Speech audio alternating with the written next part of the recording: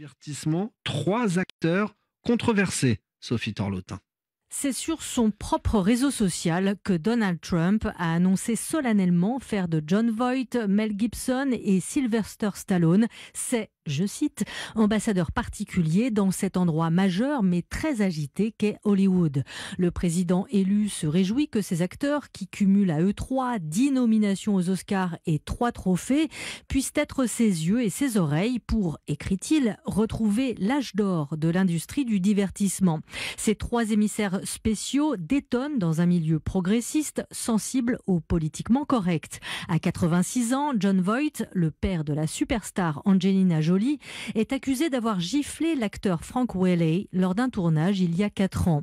Mel Gibson, connu pour ses prises de position ultra-conservatrices, a été accusé à de nombreuses reprises d'antisémitisme, racisme, homophobie et violence conjugale. Enfin, Sylvester Stallone, dont les rôles emblématiques de Rocky et Rambo exaltent des représentations virilistes, a été accusé de viol et agression sexuelle, accusations qu'il a démenties et qui n'ont pas donné lieu à des poursuites judiciaires. Ainsi se referme cette édition, à retrouver quand vous voulez avec son texte sur françaisfacile.rfi.fr.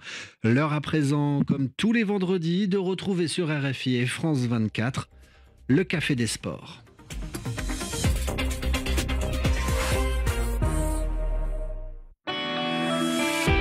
Pourquoi RFI dit ça ? Juliette Rangeval. Que sait RFI des soldats nord-coréens partis combattre aux côtés des Russes en Ukraine ? Propagande militaire, service de renseignement, retour sur les éléments qui ont permis de retracer leur parcours jusqu'à ce que 2 d'entre eux soient faits prisonniers. Écoutez Pourquoi RFI dit ça avec Juliette Rangeval. Tout à l'heure à 19h41 sur RFI et en podcast sur RFI.fr. RFI et France 24 présentent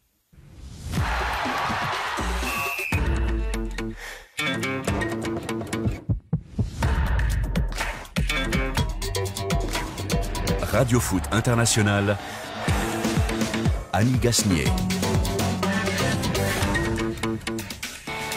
Bonjour à tous et merci d'être au rendez-vous, votre meilleur rendez-vous de la semaine avant le week-end, bien sûr, celui du Café des Sports sur RFI, sur Internet, sur la chaîne YouTube de RFI et aussi sur France 24. Alors, honneur à nos invités et à ceux qui sont présents, n'est-ce pas ? Bonjour Benjamin Moukandjo. Bonjour Annie, bonjour à tous. Merci d'être là ponctuellement, d'être là à l'heure, ainsi que Xavier Barré. Bonjour Xavier. Bonjour Annie, je suis venu avec un petit cadeau. Bah oui, un cadeau pour l'absent, parce qu'il y a une regardez. chaise vide là à côté. Il n'est pas beau celui-là. Ah bah non, mince, ça c'est celui du mois dernier. C'est celui-là cette fois-ci. Vous voyez, les couleurs ne changent pas, hein, le design reste le même, le résultat est le même. Alors, j'avais amené ce petit cadeau pour Rémi Ngono. On dirait qu'il n'a pas voulu de mon cadeau. Ouais, il a fui. Il se cache. Il se cache et je vous promets que c'est pas dans ce studio malheureusement. Il arrivera peut-être avec évidemment la candeur de Rémi. Bon bref, il est coincé dans des embouteillages. Il paraît qu'il y en a à Paris. Bonjour Frédéric Suto. Bonjour Annie. Et pourtant les auditeurs téléspectateurs, ils l'attendent au tournant. Mais tout le monde l'attend. Je peux vous dire tout le monde. Depuis le début de l'après-midi, ce sont des centaines de messages. Il y en a pour lui. Ils veulent entendre Rémi Ngono prononcer le score du match. Oui, le Barça a battu le Real. C'était le bonjour. Hein. Je pense que c'était prévu ça, Annie. Ouais, je pense qu'en fait, il a eu l'aide. Un grand l'aide. malin qu'il est, il a senti que ça allait Il a dit qu'il est dans les embouteillages, mais il est resté chez lui en fait. Il est au chaud, Il il est sirote. caché. J'en connais qui sont partis en Argentine, opportunément parfois, Xavier. Donc, moi, je vous ai envoyé des messages. Juste au moment où le Barça n'allait pas bien d'ailleurs. Bon, alors, dans nos débats du jour, nous essaierons de faire sans lui et pour évoquer la vie en bleu pour Erling Haaland. Bleu ciel, bien sûr, sky blue pour les 10 prochaines années. L'attaquant star des Citizens a prolongé son contrat ce matin. Est-ce une folie, ce contrat à vie, ou presque, pour le géant norvégien de 24 ans maintenant ? Une difficile semaine pour les merengues, donc. À la suprématie contestée, l'équipe du Real Madrid a toujours du mal à se trouver. L'entraîneur iconique Carlo Ancelotti est-il seul responsable des errements de son groupe de champions ? Mercato d'hiver animé du côté du PSG qui se résigne a recruté une star dans son effectif. Le nouvel arrivant vient de Naples, sacré champion il y a 2 ans. Il est géorgien et si son talent est déjà connu et reconnu, son nom est presque imprononçable. On vous dira tout dans ce Café des Sports. Il y aura aussi évidemment les cartons, la séquence carton avec ceux de nos auditeurs internautes et aussi évidemment avec les nôtres. Au générique de cette émission, David Finzel m'a aidé à préparer l'émission avec Laurent Salerno. Yann Bourdela et Swell Kedir sont à la réalisation vidéo. Le Café des Sports, nos débats sont ouverts. Hey guys, it's Erling here. This is my club. I'm here to stay. And I'm so happy. Il est happy. Et oui, il y a de quoi. Alors, c'est un géant, on ne le voit pas toujours sur les photos, mais nous on le sait, 1,95 m. Mais l'attaquant norvégien Erling Haaland est en train de devenir un géant du football européen, du football anglais, de Manchester City, disons dans l'ensemble de la planète football. Désormais, Citizen jusqu'en 2034, sous les couleurs claires de Manchester City pour les 10 prochaines années. Alors, vous pourrez aussi aller voir sur les réseaux sociaux parce qu'il a beaucoup d'humour, Erling Haaland. Donc, il s'est montré 2 heures, il s'est posté, on va dire, 2 heures après la signature. En position totalement zen, en short blanc, assis dans la neige et en disant il va falloir encore compter sur moi. Ceux qui nous regardent peuvent d'ailleurs le voir parce que vraiment cette image elle est absolument incroyable. Il a des muscles qui le protègent du froid apparemment notre ami. C'est une espèce de cryo naturel. Ça. Oui, voilà, exactement. Il est norvégien, donc c'est ce que ça peut faire. Et puis il a eu aussi un petit clin d'œil pour les défenseurs d'Angleterre en disant il y a plein de rumeurs et tout. Je suis désolé, je suis là pour rester, avait-il écrit. Puis il a ajouté je comprends que parfois, vous les défenseurs, vous ne voulez pas de moi dans les parages. Bon, en tout cas, il est là et il a inscrit, depuis qu'il est arrivé à Manchester City, 111 buts. 3 fois 1, c'est simple, dans les rangs des Citizens en 125 matchs. Et depuis son arrivée, on s'en souvient, 2 fois champion d'Angleterre. Et il a contribué à ce triplé incroyable l'année où ils sont et champions d'Europe, et champions d'Angleterre, et vainqueurs de la Coupe. Et puis alors des super coupes, ça a fait un incroyable sextuplé cette saison-là. Bref, il est donc là pour 10 ans de plus. Est-ce que c'est surprenant? Est-ce que ça vous surprend de signer pour 10 ans de plus comme ça? Il a 24 ans, ça fera jusqu'à 34 ans pour un attaquant... Ouais.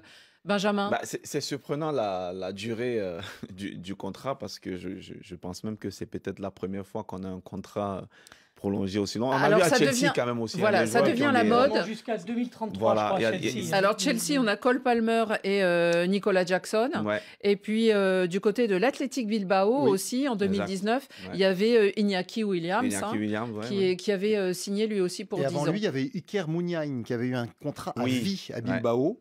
Et qui n'y est plus d'ailleurs, mais qui avait signé Comme quoi, on peut signer un contrat à vie, un contrat de 10 ans, et que dans une saison ou 2, on part. Ouais, voilà, c'est la nouvelle stratégie, je trouve, des clubs. On a l'impression que c'est une nouvelle mode, en fait. Oui, parce que je crois que quand on a un joueur qui a un contrat de 10 ans, l'approche est complètement différente pour un club qui a envie de le recruter.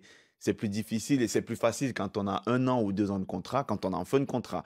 Donc là, aujourd'hui, les clubs... Le Barça a dû regretter de ne pas faire signer 10 ans à Neymar parce que à l'époque... Et peut-être qu'il n'aurait peut-être pas vendu. Ouais. Mais il y a les clauses qui sont une autre manière. Il faut savoir s'il y a des clauses aussi dans son contrat à lui parce que on se rappelle quand même qu'il le disait, je crois que son père aussi notamment disait que c'est un joueur qui a besoin de découvrir tous les championnats. Il avait cette envie de jouer en Espagne, de jouer dans les 5 gros championnats.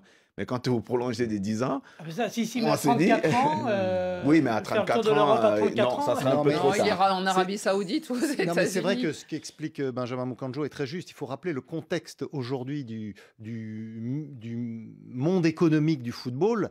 Il y a eu ce fameux arrêt Lassana Diarra rendu par la Cour européenne de justice cet automne. Et pour le moment, on est dans une période de flou. Exactement. Donc, d'observation. On ne sait pas quelle est la conséquence. On ne sait pas trop ce qui va se passer. Même la FIFA a pris des mesures provisoires. Donc, ce qu'il faut expliquer aux auditeurs de Radio Foot et aux fidèles du Café des Sports, c'est que les indemnités de transfert, lorsqu'il y a des accords entre les clubs et que ça va à la FIFA, sont calculées sur la durée du contrat. l'âge du joueur et le salaire. Et c'est à ce moment-là que l'indemnité de transfert est calculée par les différents partis et fixée par la FIFA. Donc là, quand vous avez un joueur qui a signé un contrat de 10 ans, si vous voulez le transférer, forcément, ça va être très cher. Donc, c'est une façon aussi de s'assurer qu'il ne parte pas, ou en tout cas qu'il ne parte pas pour une somme dérisoire compte tenu de son talent. Il faut rappeler d'ailleurs que Manchester City avait profité d'une petite faille dans son contrat à Dortmund pour le faire venir pour, je crois, à peine 60 millions d'euros, alors qu'on l'estimait déjà à 150. Il y avait une clause libératoire dans son contrat.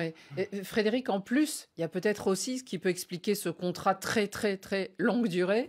C'est le contexte dans lequel évolue Manchester City ces temps-ci, cette histoire de procès du siècle. Il y a un procès qui est en cours, effectivement, sur le fair play financier. On en saura peut-être plus au printemps. Il pourrait y avoir des points de retirés.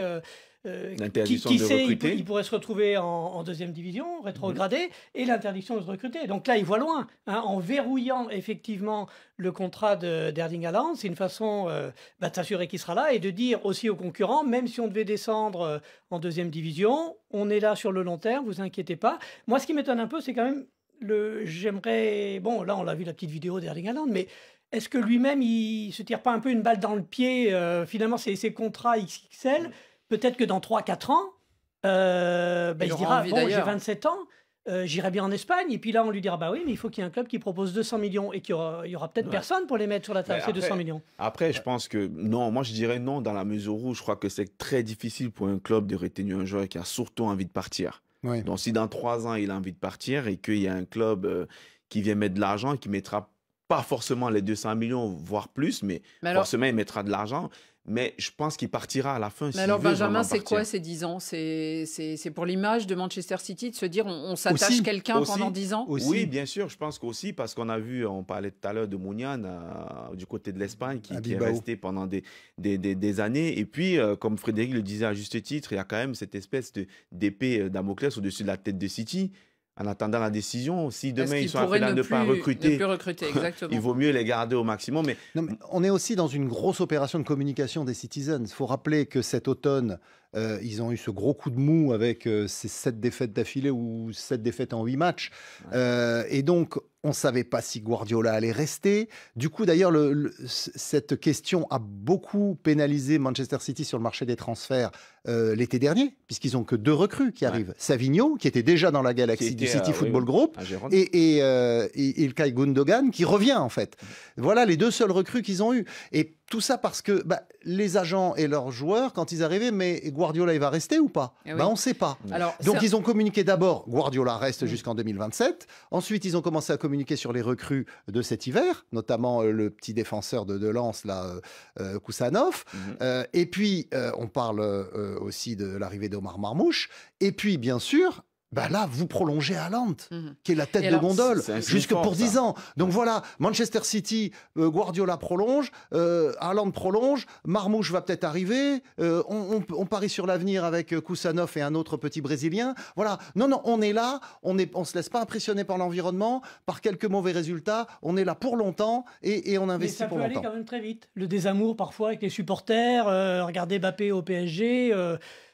Bon, aujourd'hui, oui. D'ailleurs, on peut noter que c'est le serial buteur aujourd'hui, mais si pendant 6 mois, la machine Haaland se grippe... Ce qui est étonnant, c'est que tant lui que finalement Pep Guardiola sont prolongés à un moment où ça va moins bien quand même à Manchester City. C'est aussi un signe fort de la part des dirigeants.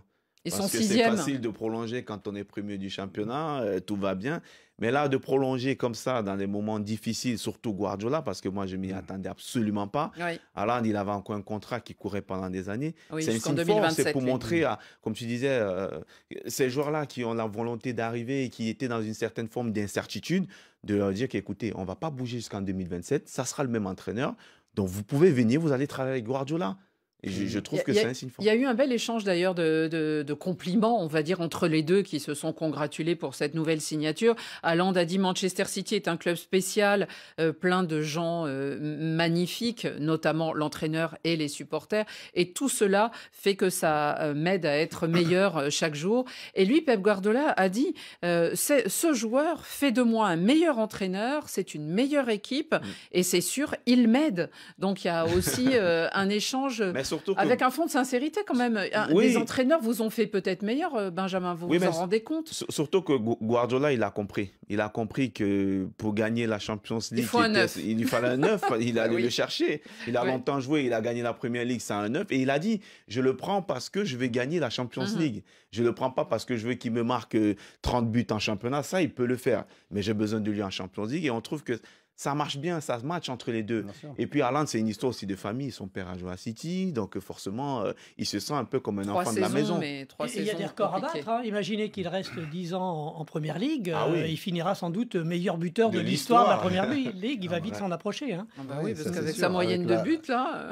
il en plante 30 en championnat par an. 40. Toute compétition. Oui, voilà ça. Sa moyenne en championnat, c'est 34 pour l'instant. Et effectivement, il est entre 40 et 50, toutes compétitions confondues. Là, il en a déjà marqué tant en championnat que en... Alors, c'est une moyenne de 44 buts par saison, effectivement, dont plus de 30 en championnat. Il y a un autre élément, vous évoquiez l'éventuel désamour s'il est moins performant. Il faut rappeler une chose, et Benjamin Mukanjo y faisait allusion, c'est que son père a joué à Manchester City et que lui, petit, portait les couleurs de Manchester City. D'ailleurs, lorsqu'il y a eu... Il est né à Leeds. Il est né à Leeds, mais il portait le maillot de Man City. Et donc, lorsqu'ils ont fait les clips de présentation, il disait que c'était prédestiné, puisque enfant, déjà, il avait le maillot de Manchester City. Donc, il est très attaché quand même à ce club. Et puis, il faut voir aussi une chose, c'est qu'on est dans une ère du foot business et que les patrons de l'émirat d'Abu Dhabi, aujourd'hui, Manchester City, c'est devenu une vitrine pour eux. Ils ont beaucoup investi et ils ont besoin de têtes de gondole pour continuer à faire venir les supporters. Alors, les supporters mancuniens, ils seront toujours là, mais supporters touristes foot. Et ça, on le voit au Parc des Princes, par exemple, cette saison. Depuis qu'il n'y a plus Messi, qu'il n'y a plus Mbappé, il y a moins de monde, le prix des places a baissé, les supporters étrangers viennent moins, voire presque plus. Moi, je me souviens quand il y avait Messi, Neymar et Mbappé, il y avait des latino-américains qui venaient voir un match du Paris Saint-Germain au Parc des Princes. Maintenant, c'est plus le cas. Donc là, en gardant Haaland, en gardant Guardiola, vous gardez les têtes de gondole qui vont faire venir les supporters, qui vont acheter des maillots, qui vont acheter des produits dérivés et qui vont faire vivre votre économie du foot. Frédéric Non, moi j'ajouterais juste ces contrats de plus en plus longs. Quand on regarde aux États-Unis, mais dans d'autres sports, baseball, foot américain, même basket NBA, ça se fait déjà pas mal. Donc finalement, est-ce que le foot serait pas un petit peu en train de se calquer sur ces sports-là, avec des montages financiers, les fonds de pension qui gèrent les clubs, les milliardaires, les multipropriétés de joueurs parfois. Non, ça devient... En tout cas, est-ce que nos auditeurs sont sensibles à Haaland et au fait qu'il est signé vraiment? Non, mais il y a 2 émissions en une aujourd'hui. Parce que ça parle un peu d'Haaland, oui, une légende dans 10 ans, mais où est Rémi? Est-il vraiment coincé dans l'embarras du trafic parisien ou dans l'embarras madrilène? Nous dit Junior Kadima. Annie, vous ne démarrerez pas le Real tant que Rémi ne sera pas arrivé. Alors rassurez-vous, il a appelé David Finzel et il est en train d'arriver. Donc d'ici une dizaine de minutes, il devrait s'asseour à côté de Xavier Barré qui a préparé ses feuilles et ses scores. Alors, des réactions, non. Tout le monde rêve d'un contrat de 10 ans. Sur Rémi et le Real, et là, on n'en sort plus. On les arrête plus. Bon. Il faut qu'ils sortent du chapeau, là. En tout cas, une dernière question quand même. Haaland, Pep Guardiola, c'est quand même le tandem qui peut faire que Manchester City va remonter le handicap en deuxième partie de saison en Angleterre, ou quand même, il reste mal parti, Benjamin? Non, je pense qu'ils vont... Un peu l'année blanche en bleu ciel. Je pense qu'ils vont remonter, mais de là à être champion, je n'y crois pas, quand je vois quand même ce que Liverpool est en train de faire, et même Forest, Nottingham Forest, qui est une équipe surprenante. Mais est-ce qu'à eux deux, ils vont pouvoir remonter? Non, je dirais même que c'est l'ensemble de l'équipe, parce qu'il faut que... Haaland, c'est un attaquant qui a besoin des autres.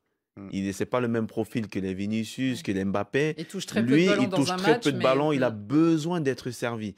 Donc, il faut que De Bruyne soit bon, que Foden soit bon, que Gundogan soit bon. Il y a tellement de choses. Donc, il faut déjà que Guardiola réussisse à retrouver son collectif pour permettre à Haaland de briller. Mais en tout cas, on sait que c'est un redoutable buteur et pour moi, il le sera toujours. Une question sur son physique. Annie, vous le disiez, 1m95, il a une masse musculaire impressionnante. Est-ce que ça, quand il va arriver vers les 30 ans, là, ça va peut-être un peu plus compliqué pour lui de durer? Ça va être plus compliqué parce que quand on a aussi des muscles aussi costauds comme lui, et on est explosif dans les démarrages, à partir de 34-35 ans, on va plus aussi vite. Il faut se réinventer. Et là va être un peu plus la difficulté. Est-ce qu'il aura cette capacité à se réinventer quand on sait que ce n'est pas forcément un joueur qui participe au jeu, c'est plus un buteur qu'un joueur collectif. Après c'est aussi ce que lui a demandé Guardiola, parce qu'à Dortmund, il couvrait beaucoup plus de terrain. À Salzbourg aussi, il prenait l'initiative du jeu. Moi, je me souviens d'avoir commenté des matchs de Dortmund en Ligue des Champions. Je crois que c'était à Séville. Il était descendu au milieu de terrain, reprendre le ballon et puis il remontait avec. Donc, il a un potentiel. Je pense qu'il a une capacité. Pour le moment, Guardiola veut l'utiliser dans ce registre-là où il est inégalable compte tenu de son gabarit. Quand tu vois autour de lui les joueurs qu'il a, il n'a pas besoin de décrocher au milieu de terrain. Exactement. Mais je pense qu'il est capable de faire plus. On comparait, en préparant l'émission, le gabarit entre Haaland et puis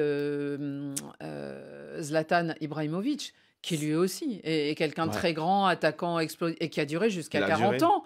Alors, bon, peut-être qu'il avait plus les mêmes jambes. C'est vrai qu'il avait une hygiène de vie assez exemplaire, mine de rien. Et du coup, je pense qu'à Haaland, avec un père qui a été footballeur professionnel et un environnement comme celui qu'il a, il va éviter de faire trop d'erreurs. Les amis, on continue. En attendant, notre cher Rémi Ngono, on va passer. Vous parliez de Haaland. Vous le prononcez à la norvégienne. Nous, on dit tout simplement Haaland, mais vous allez voir, il va falloir aussi s'entraîner au géorgien désormais. Oui.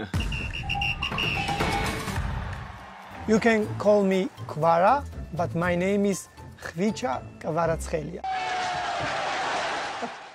Alors, il n'a pas encore signé avec le PSG, mais il a déjà fait ses adieux à Naples. C'était aujourd'hui, c'était à travers les réseaux sociaux où il a dit au revoir aux supporters. Donc, la nouvelle recrue à Paris est encore entre les mains des médecins pour l'incontournable séance de visite médicale pour donner le feu vert. Mais ensuite, il devrait donc signer. Le Géorgien, il a 23 ans et je le disais, il est bien connu. Il est champion avec Naples en 2023. Il est auteur aussi avec son équipe nationale, on s'en souvient tous, d'un très bel Euro de la Géorgie. Et vous n'avez toujours pas prononcé son nom. Voilà. Varashkelia. Comment vous dites-vous? Varashkelia. Varashkelia. Oui, c'est comme ça. C'est comme ça, vous parlez géorgien aussi, Xavier. Pour faire plus simple, vous pouvez dire Varadona. C'est comme ça que la Naples. Alors, ça va? Gvarachkelia, non? Varashkelia. Mais alors, la référence à Maradona, on ne sera plus dans le stade de Naples, donc ça risque d'être compliqué. Eh bien, réécoutons comment lui prononce son propre nom. My name is Khvicha Kvaratskhelia. Khvicha Kvaratskhelia. Bon, on apprendra évidemment, puis on le déformera un peu. On l'appelle Gvara en général. Oui. On s'arrête là, c'est plus simple. On va simplifier. Alors, on va parler de son recrutement. Il était l'ailier à Napoli ces dernières saisons. Pour quelle raison le Paris Saint-Germain recrute ce joueur, selon vous? On sait qu'il le voulait au cours de l'été, que Naples ne l'avait pas lâché. Bon, bizarrement, il le lâche au cours de saison. Et ce n'est pas toujours le moment où on recrute les meilleurs joueurs. Pourquoi recrute-t-il en ce moment le Paris Saint-Germain Kvaratskhelia, qui, alors je le précise à nos auditeurs, il reste 2 journées de Ligue des Champions. Le PSG est très mal barré, mais il ne pourra pas jouer. Il pourra jouer en 8e de finale. Non, mais je parle des 2 dernières journées. Il ne pourra pas jouer finir la phase de poule, effectivement. C'est logique, quelque part. Oui. C'était le règlement avant, mais avant, la phase de poule s'arrêtait en décembre. Et donc, du coup, c'est un genre de joueur qui convient à Luis Enrique. Très technique, polyvalent, parce que c'est vrai qu'il joue à Naples, il a beaucoup joué ailier gauche, mais avec l'équipe de Géorgie, il jouait qu'à 2 attaquants. Et donc, il a beaucoup joué, aussi capable de jouer dans l'axe, capable de jouer en soutien de l'attaquant. Donc, je pense qu'il apporte une capacité de créativité qui est intéressante et qui manque un peu au PSG. PSG a beaucoup d'attaquants de côté qui vont très vite, qui sont très bons.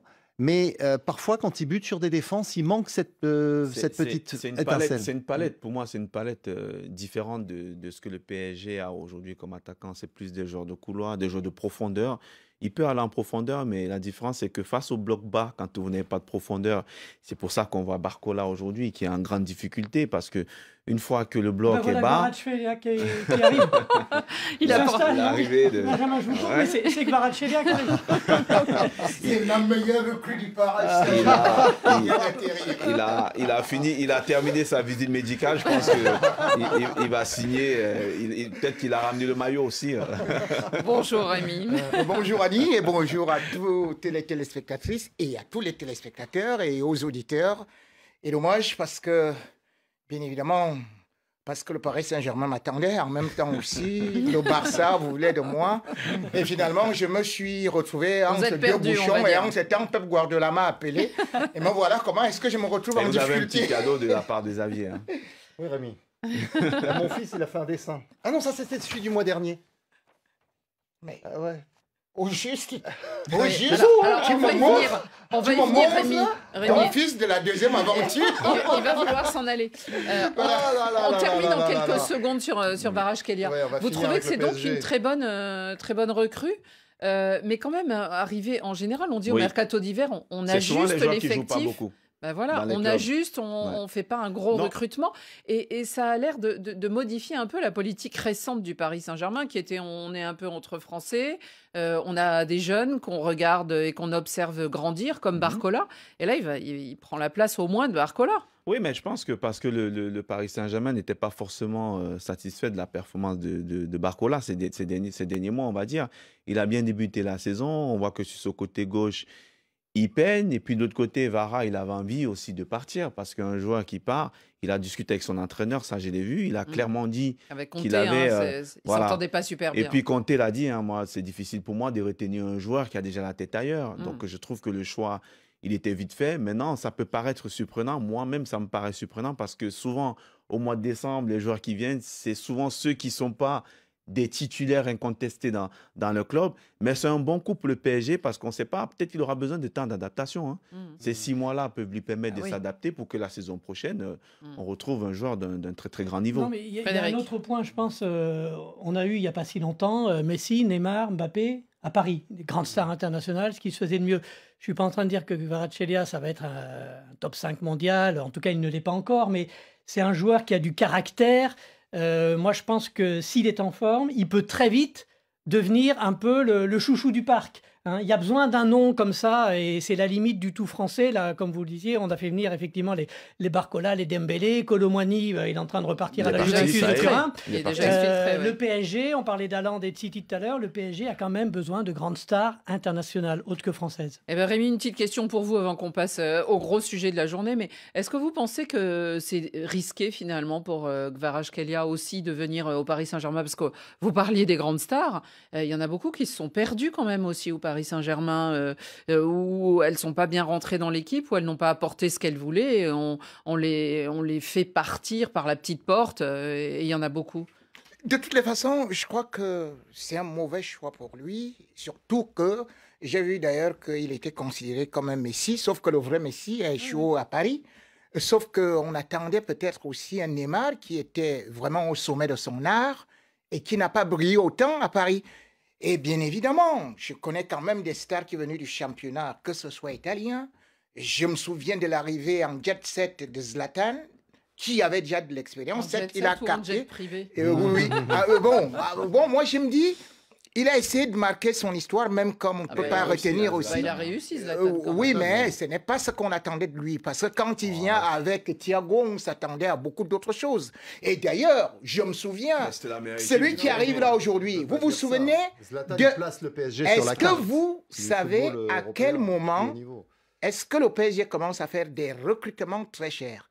Ça va être Pastore, qu'on attendait justement comme celui-ci. C'était pour marquer les esprits. Et justement, ce Pastore est venu se perdre. C'est pour ça que je dis, tout ce qu'on dit, oui, je le vois, il peut être une star, mais je crois d'ailleurs qu'on aurait pu encore jardiner un peu Barcola, mais que de venir mettre celui-là déjà comme une star qui vient pour une équipe qui avait déjà des méga stars. Mais de toutes les façons, on connaît que dès qu'on vient déjà avec la tête de star... Un petit proverbe.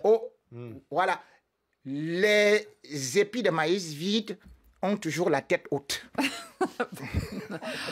On verra ça. Ils sont barbus aussi, généralement, les épis de maïs, comme lui. Allez, on continue et on va au sujet du jour avec, dans la danse, un certain Rémi Ngono.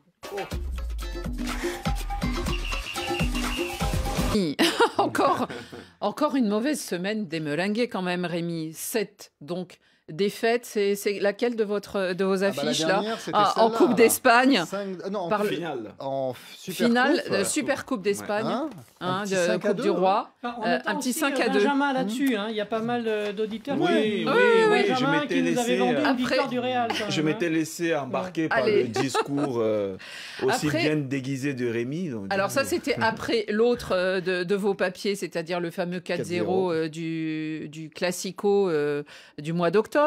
Ensuite, au moment où se jouait cette triste super finale, ils ont perdu la tête de la Liga. Ils ont été dépassés par l'Atlético.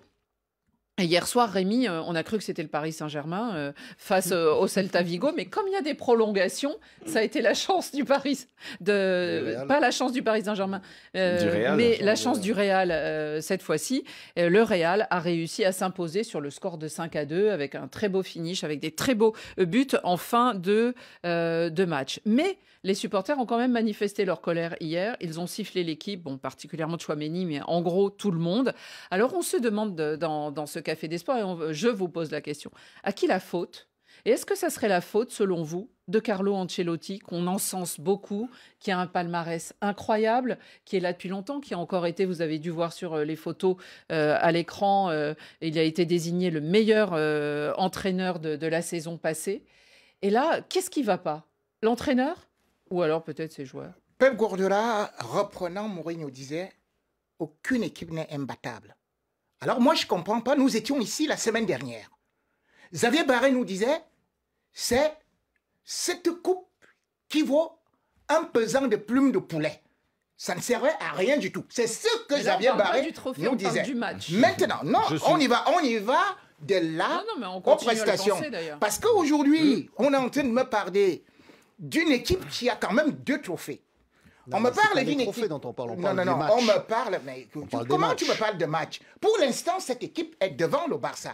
Pour l'instant, cette équipe est presque. Oui, c'est vrai. Pour l'instant, cette équipe n'est pas éliminée en Ligue des Champions. Pour l'instant, cette équipe a encore au moins 4 trophées à poursuivre. Pour l'instant, ce que je peux juste dire, Annie, quand vous me demandez est-ce que c'est de la faute de Carlo Ancelotti, je suis quand même surpris quand Pep Guardiola aligne 14 matchs sans victoire. On dit non, il a des blessés. Rémi, parlons de Carlo, là. Mais je vous explique. Il fallait être à l'heure pour parler de Guardiola. Je vous dis donc. Il fallait être à l'heure, Rémi Ngono. On a déjà parlé de Manchester City et de Guardiola. Quand Pep Guardiola aligne des défaites, il n'est pas un mauvais entraîneur. Quand Carlo Ancelotti fait une contre-performance, on parle des joueurs, on parle des tels. Ce dont on parle, c'est pas les trophées, les défaites, on a déjà parlé. C'est la façon de jouer. Et c'est vrai que ce Real Madrid, je vais vous dire la façon de jouer. Il a recommencé avec la façon de jouer. C'est avec cette façon de jouer qu'on a 15 Ligues des Champions, monsieur. Non.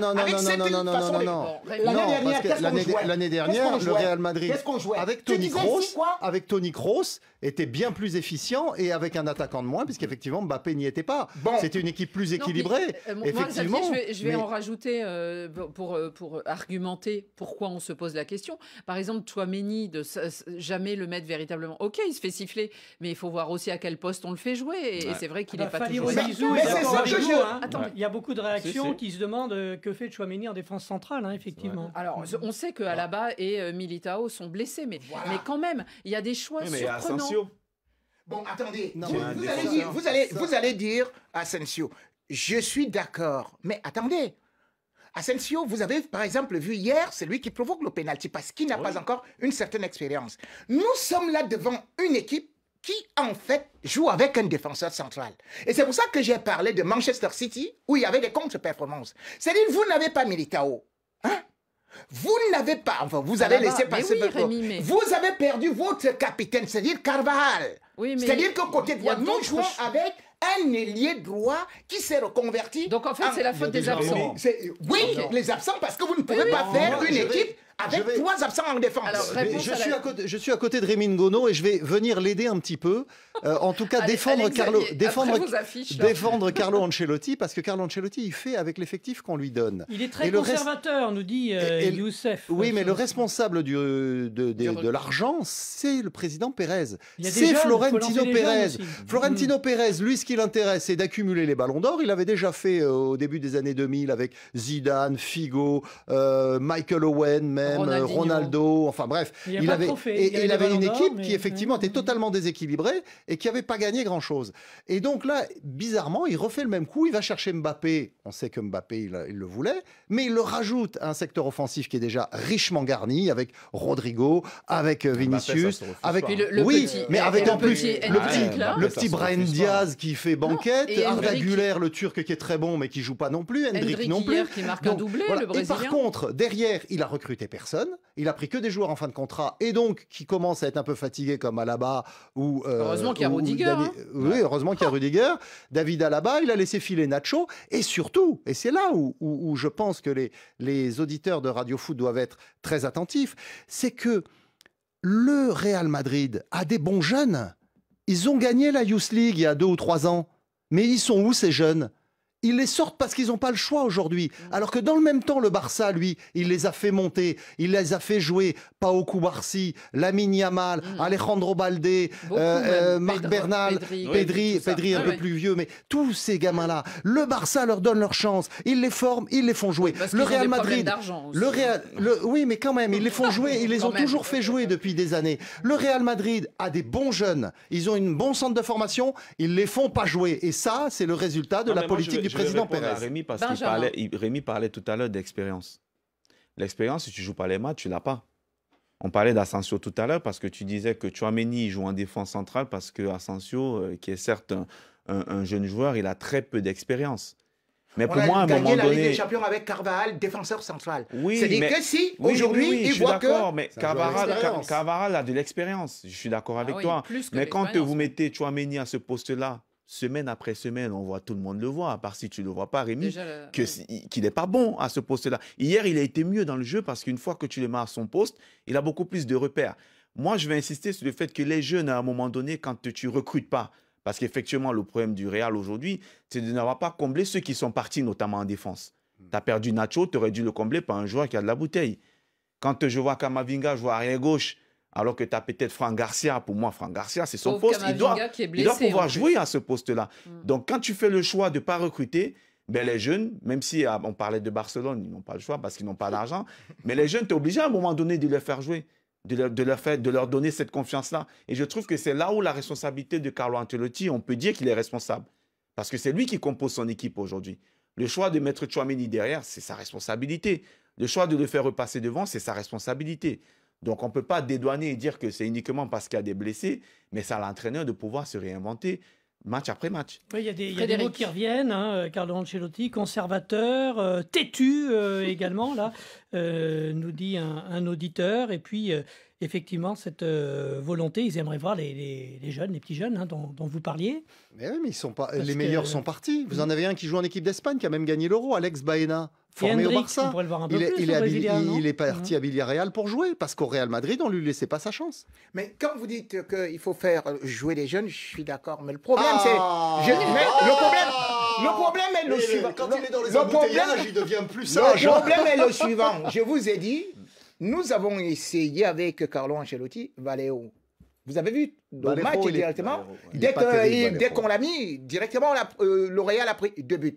Alors, Carlo Ancelotti, justement, quand il sort aussi des gens, et comme des jeunes, justement, on a pu constater que dernièrement, Endrick n'était pas bien, après avoir marqué son premier but. Par la suite, il était devenu très individualiste, ne voulait pas faire la passe, et l'équipe le lui reprochait. Bien évidemment, on a aussi vu quelqu'un comme Vinicius, quand il était arrivé, eh bien, il ne s'est pas rapidement adapté. Carlo Ancelotti l'a aussi d'abord mis de côté. Aujourd'hui, il a su bien le gérer, parce qu'il faut faire très attention. Vous savez, le Barça parfois sort des joueurs, mais qui sont jeunes, et qui se grille très très vite. Vous oubliez les Deulofeu et consorts, qu'on croyait Ansu Fati, qu'on croyait que voilà des génies, les futurs Messi. Au niveau du Real, il y a une autre politique. Certes, Yamal aujourd'hui est celui qui peut être considéré comme une véritable invention, une trouvaille lumineuse comme celle de Messi. Mais tous les autres, ils ne sont pas fameux que ça. Pour le Real aujourd'hui, il faut savoir que, bien évidemment, sur le plan offensif, ça fonctionne. On ne peut pas refuser Mbappé avec ses 16 buts et 4 passes décisives. Et qu'aujourd'hui, on constate quand même que l'équipe du Real, que tu dis qu'elle ne joue pas bien, mais que ce soit les milieux de terrain, que ce soit les attaquants, tous marquent. Cela veut dire qu'ils sont sur le secteur offensif, mais Ancelotti, comme justement aussi Pep Guardiola lui-même a construit une équipe maintenant sur la défense, vous parlez des problèmes défensifs. Et c'est pour ça que le Real cherche à recruter, même en plein hiver. Vous le voyez déjà, on parle de Kyle Walker, on parle déjà de Walker, il est un peu fatigué aussi. Xavier, oui, même Dumfries. Xavier, en plus peut-être, alors en plus des blessés, on a l'impression qu'il y a certains joueurs qui sont un peu moins bien que la saison dernière. Et je pense à Jude Bellingham, il est quand même moins performant. Oui, mais depuis combien de matchs il a joué Jude Bellingham depuis son arrivée au Real Madrid? La saison dernière, il a fait une saison extraordinaire. Il était en 9,5. Il a porté l'équipe de façon phénoménale. Derrière, il est allé en finale de l'Euro avec l'Angleterre. Il aurait dû finir Ballon d'Or. Oui, il aurait été pour moi un meilleur candidat que Vinicius. Et derrière, il enchaîne tout de suite avec une saison où le Real Madrid va disputer des trophées bidons pour accumuler des trophées, la Super Coupe de machin, le championnat de trucs. Et pendant ce temps-là, effectivement, les joueurs, ils enchaînent sans se reposer. Donc ils sont forcément un peu grillés. Même si les mauvais, ça lui fait 9 buts, 7 passes décisives. En termes de statistiques, je trouve que c'est pas mieux que l'année dernière à la même période. Mais au-delà de l'accumulation des matchs, il faut aussi reconnaître que là, avec l'arrivée de Mbappé, il ne joue pas un poste où il jouait l'année prochaine, de l'année dernière, pardon. Forcément, ça a un impact sur sa performance. Une dernière question, Benjamin. Cette équipe, elle est en Ligue des Champions, elle est 20e. Hein. C'est pas non plus dans le meilleur, dans la meilleure partie du là, elle est classement. Derrière le Barça et loin derrière. Oui, elle est 20e du... Est-ce que ça va aller... dans les 24. Il reste 2 journées. Oui, alors on sait qu'il faut être bon au mois de mars, mais est-ce que là, ils vont passer tranquillement, selon vous, et on va avoir une montée en puissance? Non, je pense que le Real va passer, même si encore, c'est pas parce que Rémi il parle bien qu'il m'a convaincu, mais non, je reste convaincu quand même sur la capacité de cette équipe, cette capacité de réaction. Je sais que c'est une équipe quand elle est dos au mur, elle sait réagir, donc pour moi, j'ai pas de doute là-dessus. Mais il faut regarder leur calendrier. Parce que ce qui est amusant, c'est qu'ils ont Salzbourg. Bon, Salzbourg, cette saison, c'est pas terrible. Et ils finissent leur phase de poule à Guingamp contre le Stade Brestois. Et vous vous rendez compte, le Stade Brestois, lui, est déjà qualifié et le Real, pas encore. Qui aurait parié ça? Ils se sont fait piéger en France, à Lille, par Lille, justement. Le calendrier est sur le favorable. Facebook Live, Madi Tao qui remercie Xavier pour sa fine analyse de la situation du Real. Bon, en tout cas, on verra au cours des prochains jours. Rémi qui acquiesce, qui encaisse. Franchement, on me dit que Xavier a bien analysé la situation du Real. Je dis non, parce que justement, j'ai dit c'est chaque saison. Mais sauf que j'ai dit aujourd'hui que ce Real que vous êtes en train de voir, bien évidemment, nous parlons en décembre et en janvier qu'il est mort. Et en février et en mars, on commence à parler d'autres choses. Et vous savez, en février, Xavier Barré va parler des problèmes d'arbitrage contre le Barça. C'est comme ça toujours. Aujourd'hui, il n'en a pas parlé, Rémi. C'est incroyable. Mais c'est une belle performance. On vous fait un petit carton vert pour Xavier au sujet du Real Madrid. Allez, on va vers les cartons. Carton jaune. Un carton là. Qui sort un carton jaune. Ouh là là là là, carton rouge. Carton rouge. Dans la confusion. Carton vert. Extraordinaire. Rien à dire. La parole tout de suite à nos auditeurs internautes sélectionnés par David Finzel.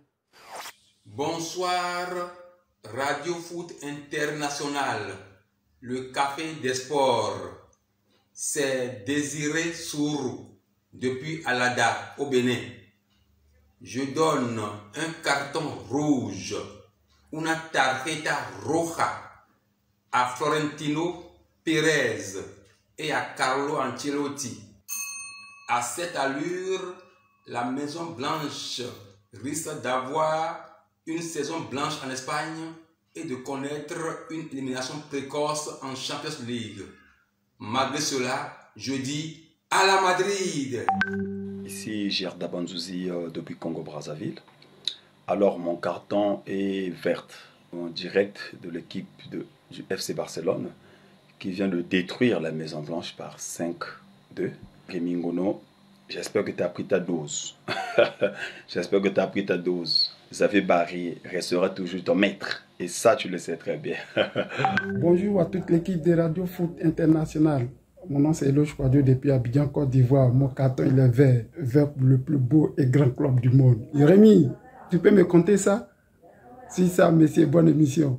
J'aimerais donner un carton rouge de colère à Carlo Ancelotti.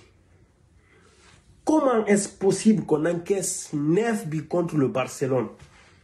C'est vraiment, je suis découragé. Aujourd'hui, si on encaisse 2 buts bêtement, carton rouge à Carlo Ancelotti, il faut faire attention.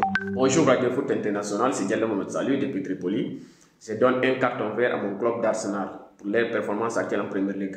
Malgré que beaucoup de personnes n'y croient pas à ce club, moi j'y crois. Restez dans ça. Bon café d'espoir à vous. Bonjour à tous, je suis Jeanne Brusselaire de Puteaux et moi je donne un carton vert pour le club de Bourgoin pour leur victoire face à Lyon en 16e de finale de la Coupe de France. C'est un véritable exploit qu'un club de National 3 batte un club de Ligue 1. C'est pourquoi je tiens énormément à les féliciter. Bonjour Annie Gasni et bonjour le Café des Sports. Moi c'est Fanta Lamine Sissé depuis New York. Mon carton il est rouge. Un gros rouge d'ailleurs contre la Fédération guinéenne de football et la Ligue guinéenne de football professionnel qui compte organiser un championnat professionnel. Mais très malheureusement, ce que l'on voit est loin d'être sérieux de la part de ces institutions footballistiques. Franchement, c'est décevant. Nous sommes au 21e siècle et rien ne change sur nous en Guinée. Bonsoir à toute l'équipe du Café des Sports. Moi, c'est Michel-Ange depuis Ottawa au Canada. Mon carton, il est rouge envers la VAR. Car lors du match du Barça-Real Betis, il y a eu tellement d'erreurs de la VAR. Normalement, elle est là pour corriger les erreurs, mais là, elle en a commis tellement. Ça a été vraiment nul de voir des buts, le beau match du Barça, avec des buts magnifiques être annulés à cause de ça. Donc, carton rouge à la VAR. Mon carton vert de cet après-midi, c'est destiné à Jules Koundé. Jules Koundé qui devient l'incontournable, le meilleur défenseur du monde. Le Béninois. Jules Koundé, tu as le soutien de nous les Béninois. Lui, c'est le Barça, c'est un Barcelonais. Il s'appelle Shalom. Allez, Barça! Bonsoir à tout le Café des Sports. Je suis Dayan depuis le Gabon. Alors, j'adresse mon carton vert à monsieur Xavier Barré, qui a toujours su rester lucide et droit dans ses bottes, malgré les assauts répétitifs du Madrilène, monsieur Rémi Ngono. Et comme le dit un proverbe africain, le bruit généré par les moteurs hors bord n'empêche pas le sommeil des poissons. Yves Cana depuis Berlin en Allemagne. Je donne un carton vert à Rémi Ngono, mon compatriote qui a eu des commentaires très durs à l'égard du Real après la lourde défaite du dimanche dernier lors de la Super Coupe. Mais Rémi, pour montrer vraiment ta sincérité, je crois qu'il faut donner encore un rouge aujourd'hui pour couronner le tout. Rouge à Real. Alors Rémi, il y en avait beaucoup pour vous, là. Vous étiez au centre de tous les cartons, que ce soit rouge ou vert, là. Hein Bon, il est sans voix, Rémi. En tout cas, on n'est pas les seuls à se demander pour Carlo Ancelotti s'il n'aurait pas un petit doigt quand même de responsabilité. Bon, on vous a expliqué, il n'a pas de défenseur, alors il fait comme il peut, on encaisse 5. Allez, on commence par du vert, hein, ça fera du bien. Carton vert, Xavier? Oui, mais je vais pas en rajouter un pour le Barça, c'est pas la peine. Il y a tellement d'auditeurs qui l'ont à juste titre attribué. Moi, je vais souligner, il y a eu un tour de Coupe de France très intéressant cette semaine, avec notamment Lille qui est allé gagner à Marseille. Ils avaient déjà été très bons en championnat, ils avaient fait 1-1, là ils sont qualifiés au tir au but. Et il y a un joueur qui est sur le tard, mais qui est un joueur extraordinaire, je trouve, c'est le capitaine du LOSC, Benjamin André, qui n'a jamais été international et qui est aujourd'hui vraiment le patron de cette équipe, qui tient la baraque au milieu. Il y a beaucoup de jeunes joueurs autour et cette équipe de Lille, je pense que c'est celle qui joue le mieux actuellement en Ligue 1 avec Bruno Genesio comme entraîneur. Et j'espère qu'en Coupe d'Europe, ils vont continuer à nous faire rêver comme ils ont pu le faire en battant notamment le Real Madrid. Un Benjamin André qui n'est pas du tout lillois, mais qui est du sud de la France. En plus, ça s'entend à son accent. Rémi, vous aussi, vous êtes en vert, mais c'est pas un vert pour le Real. Un vert pour la belle famille, la Côte d'Ivoire. Alors, je dresse un verre à très court. Diallo, Parce qu'avec son triplé là, il est déjà à 6 buts et puis 6 passes décisives. Et je vois justement que c'est quelqu'un qui n'était pas mis en exergue par Ten Hag et surtout aussi par Emerse Faé qui nous a montré que c'est Adingra qui était le meilleur jeune. Aujourd'hui, on constate que Adingra, c'est juste 2 buts et 1 passe décisive. Donc on a voulu un peu étouffer Amad Diallo. Aujourd'hui, il est en train de s'élever au sommet, comme le dit un proverbe africain. La perdrix est petite, mais les hautes herbes ne peuvent pas empêcher ses cris. Benjamin, à vous rapidement, rouge, je suis désolé. Mon carton, il est rouge. Il est rouge. Xavier parlait de ce match de Coupe de France. Moi, je parle du match de Bastia-Nice, où encore une fois de plus, les supporters bastiais se sont fait remarquer. Pas des cris, des insultes racistes. Je trouve que c'est un problème qu'il faut vraiment résoudre. On en parle tous les jours. On a la chance d'en parler ici, nous, à Radio Foot. Il faut vraiment prendre le problème à bras le corps et vraiment que des sanctions soient exemplaires et efficaces. Évidemment. Fred, rapidement. Un carton rouge, et pour reprendre l'un des auditeurs qu'on vient d'entendre, les bruits de hors-bord de la CAF, qui n'empêchent pas les passionnés du foot, heureusement, de dormir, et les poissons. Le Chan, le grand n'importe quoi, reporté de 6 mois, mais il y a quand même le tirage au sort, blablabla. Bon. La semaine dernière, c'était jaune, et là, c'est devenu rouge. C'est la fin de ce Café des Sports. Merci à tous et ceux qui nous suivent du Congo, notamment, avec leur groupe WhatsApp. Merci à tous, à la semaine prochaine.